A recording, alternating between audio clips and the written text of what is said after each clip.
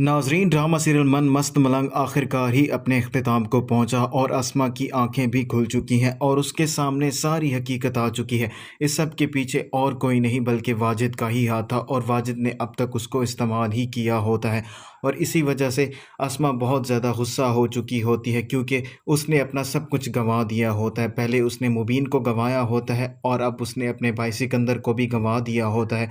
और इस सब के पीछे कोई और नहीं बल्कि वाजिद ही होता है। और वाजिद तो पहले ही अस्मा को शीशे में उतार चुका होता है और अस्मा आंखें बंद करके उसकी हर बात का एतबार भी कर रही होती है, लेकिन अब उसकी आंखें खुल चुकी हैं। इसीलिए एक मरतबा फिर वो वाजिद से मिलने के लिए जाएगी और वाजिद को इस बात का इल्म ही नहीं होता कि उसके साथ क्या होने जा रहा है। और अस्मा अपनी वही गन उठाती है जिसको उसने कबीर को मारने के लिए रखा हुआ होता है। और वाजिद जैसे ही अस्मा को अपने घर देखता है तो वो बहुत ज़्यादा हैरान हो जाता है और अस्मा से यही सवाल करता है, आज तक तुम मेरे घर नहीं आई और आज तुम्हारा यहाँ पर कैसे आना हुआ?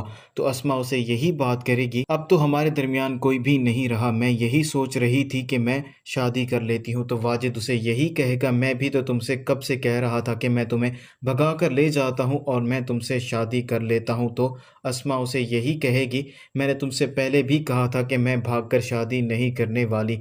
और वाजिद उसे यही बात करेगा, अब तो हमारे दरमियान कोई भी नहीं है जो हमें रोक सके। और अस्मा वाजिद से यही सवाल करेगी कि तुमने हमारे साथ ऐसा क्यों किया है। तो वाजिद बहुत ज़्यादा हैरान हो जाएगा और अस्मा से सवाल करेगा, आखिरकार तुम क्या कहना चाहती हो? तो अस्मा उसे यही बात करेगी, तुमने सिकंदर खान को क्यों मारा है और मुझे क्यों बर्बाद किया है? तो वाजिद खान अपनी पुरानी दुश्मनी की बात बताएगा और उसे यही बात बताएगा कि असगर खान ने जैसे मुझे जलील किया था और उसका बदला मैं तुमसे और तुम्हारे भाई से लेना चाहता था, इसलिए मैंने ही ये सब कुछ किया है। और वाजिद के मुंह से सारा सच सुनने के बाद अस्मा को बहुत ज़्यादा गुस्सा आएगा और अस्मा वाजिद पर गोलियां चला देगी और वाजिद को संभलने का मौका भी नहीं मिलेगा।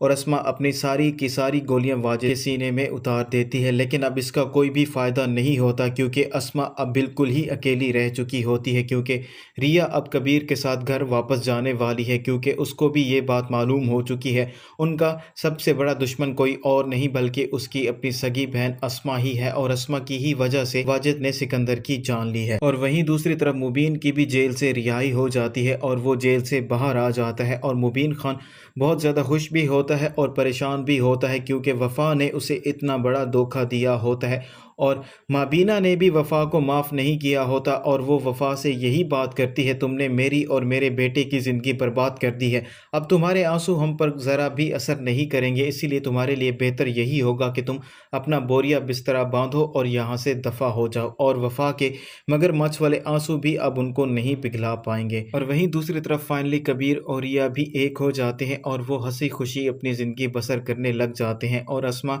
बिल्कुल अकेली रह गई होती है, अब उसका कोई आसरा भी नहीं होता।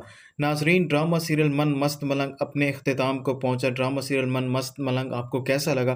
कमेंट करके हमें अपनी राय से ज़रूर आगाह कीजिएगा। नाजरीन, ड्रामा सीरियल मन मस्त मलंग आखिरकार ही अपने अख्ताम को पहुंचा और अस्मा की आंखें भी खुल चुकी हैं और उसके सामने सारी हकीकत आ चुकी है। इस सब के पीछे और कोई नहीं बल्कि वाजिद का ही हाथ था और वाजिद ने अब तक उसको इस्तेमाल ही किया होता है।